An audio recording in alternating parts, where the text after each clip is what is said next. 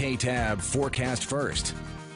Well, as you look at our Skycam, it's pointed northwest from the KTAB studios back towards South 7th and the Winters Freeway in the Alameda section. And this looks very peaceful right now, but this morning it took a direct hit of devastation from a storm that worked its way through our area. We'll have complete coverage on that in just a bit.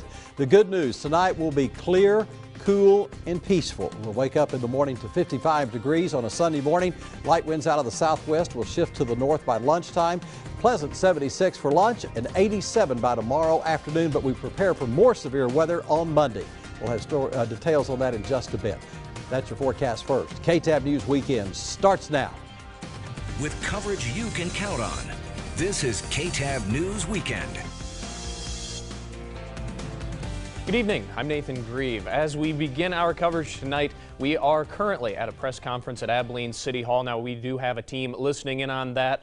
For 10 o'clock, we will be back with some of those highlights from that event. Well, now rewinding nearly 12 hours to just around 6 o'clock in the morning, devastation in Abilene just this very morning. First responders scrambling across the city dealing with the aftermath of what is believed to be, but not yet confirmed to be, a tornado. The National Weather Service is expected tomorrow when they'll make that determination of whether or not this was, in fact, a tornado that touched down in Abilene. Now, if it is called a tornado, it would be the very first time that a tornado was recorded as hitting inside the Abilene city limits.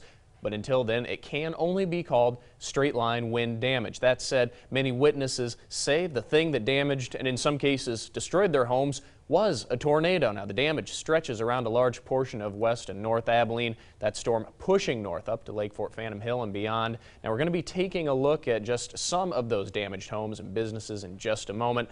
The good news here, though, is at this time still no reports of any serious injuries. That's prompted lots of people in the neighborhoods to say it could have been worse.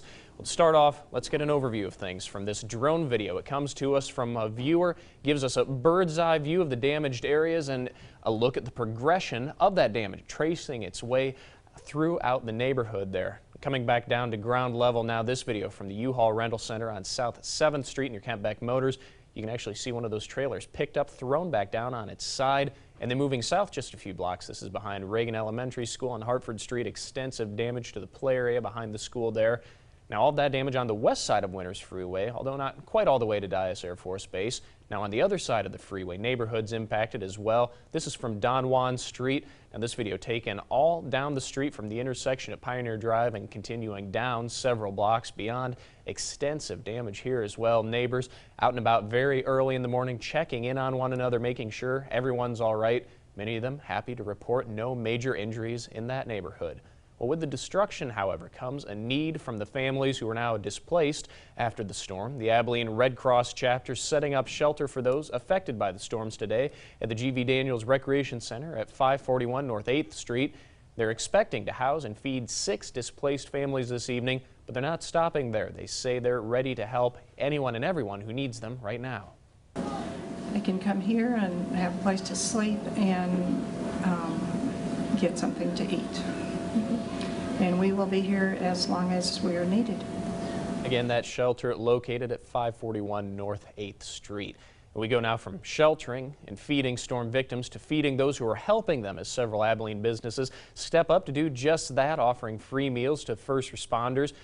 Places like the Alfonso Hernandez Bakery, that's located right next to the neighborhoods hit hardest by those strong winds. We're going through hard times right now, so I feel like that's the right thing to do, especially to help out the community.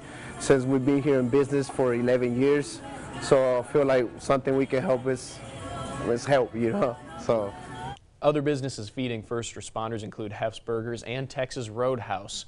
Well, we're going back down to Don Juan Street now, but on the other side of the Winters Freeway, where some residents there weren't left with much after these tornadic-like winds. KTAB's Mercedes Hernandez has more. Hey there, I'm standing out here on Hawthorne and Don Juan Streets where about 12 hours ago this scene was very different. Now residents are cleaning up the mess that strong winds left behind. Parts of homes, the only things left behind are pieces of wood, planks, shattered glass.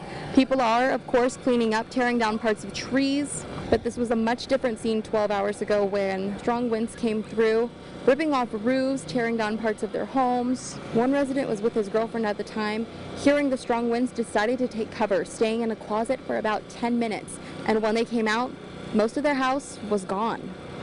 It started throwing everything, and it just blew the windows, everything just knocked us up into this side of the house, and we stood in the closet until after it was done. But for now, city crews are cleaning up the mess and residents are working to rebuild. In Abilene, with coverage you can count on, Mercedes Hernandez, KTAB News. Back to you. Thank you, Mercedes. Now I'm hearing right now that we do have a live look at that press conference. Let's listen in.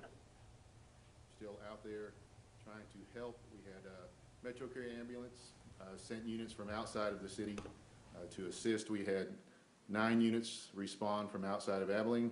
They also initiated a 18-wheeler full of boat supplies that was canceled because it was not needed, but they were ready and willing to respond very quickly for us. All in all, this has been a great response, and we're seeing a quick recovery, although it's going to be a long recovery. At this time, I think things are looking much better than what they could have been had this happened at a different time or happened through a different area. So.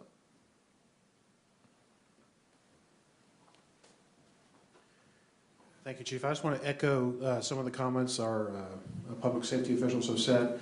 I will also say that in addition to police and fire and the volunteers out there, the public works crews, the solid waste crews, the water utility crews, citizens of this town should be proud of the public servants that are working for them today, and will be working for them directly in a way they haven't been able to do in a long time, because this is really the first natural disaster we've had in some time of this magnitude.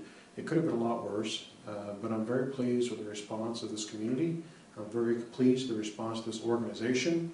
I appreciate the support that the mayor and council have provided the employees of this community as we move forward with our work. We'll be out there tomorrow, 8 a.m. to 6 p.m.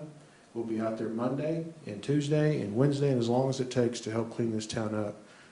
I am overwhelmed with the generosity of this community on a regular basis, and that was on full display today as I saw literally the hundreds of volunteers out there rolling their sleeves up, fellow citizens helping each other out. It was the best of Abilene, and I'm proud to be part of this community and proud to call it home.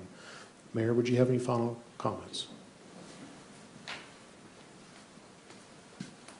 I'd be remiss if I didn't acknowledge Judge Bowles. Judge Bowles accompanied City Manager Hannah as well as our chiefs just touring the affected area, and the county's been very, very supportive, and appreciate Judge Bowles and his support and his really commitment to assisting those residents inside Taylor County, Abilene specifically.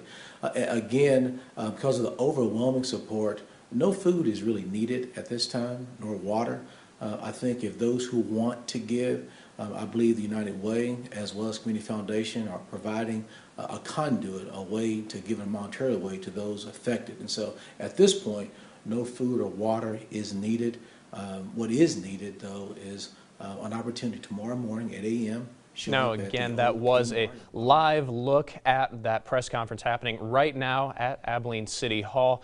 Now, in addition to that, we also have a statement from Congressman Jody Arrington, who represents Abilene in the U.S. House of Representatives, releasing this statement. It reads in part, "I spoke with Mayor Anthony Williams and other local officials and was encouraged to learn that there were no reported injuries or fatalities. Please continue to pray for those who've been affected by the storm."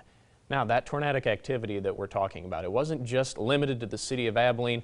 Now, this is some very impressive video you're about to see. It comes to us from Ballinger. This one is confirmed as being a tornado. Many thanks, of course, to our viewers for sending us photos and videos just like this one. Now, with that tornado you see there, it came flooding. And we're actually going to turn over to Sam now. He's actually compiled a list of all of the places that have confirmed storm damage. The northwest side northwest of the KTAB studios over on the South 7th and Alameda area, and then up as that storm moved to the northeast, we had storm damage in Impact, and then we had storm damage up around Hawley. And then as that storm got into Shackelford County, it lost the tornadic qualities. It just was a strong thunderstorm, thankfully, and saw no more official storm damage once it got into Shackelford County. Now let's go south. This storm was a really, really nasty storm. It first began with a tornado warning down in southwestern portion of Runnels County, and we had some very heavy rain, tornado warning, and that tornado you just saw in the video down around Ballinger, and had some damage in Ballinger from the country club all the way over towards the high school, and some reports of damage at the baseball field there at the high school. Then it moved northeast, some very large hail, 1 to 2 inch hail near the Ballinger, the Runnels and Coleman County line. Then a confirmed tornado, very large confirmed tornado near the community right in here of Silver Valley. And as it cut across this corner of Coleman County, it moved into Callahan County. And in Callahan County, we had a tornado warning as well. And then it finally was lifted. The storm system itself began to be pushed more towards the east at that point, and we had lots of heavy rainfall and wind and some hail over towards northeastern Coleman County and over towards Brown County as this thing moved through, and of course up towards Eastland County. And Nathan, one thing I wanted to just mention, people are wondering what they can do to help the victims, not just here in Abilene, but across the big country. Right now, Nathan, they're dealing with the loss, but in the weeks ahead, they're going to have to deal with the cost. Right now, they're just having to deal with a massive amount of loss, but in the weeks ahead, it's going to be the cost of replacing and regrouping. That's when they're going to need not only the financial help, but also the compassion and love from their neighbors there in the big country. All right, Sam, I appreciate that. Thank you so much for keeping us updated on that. Another quick note, the Community Foundation of Abilene has established a relief fund to help families. In a statement, they're saying donations to this fund will be used to assist victims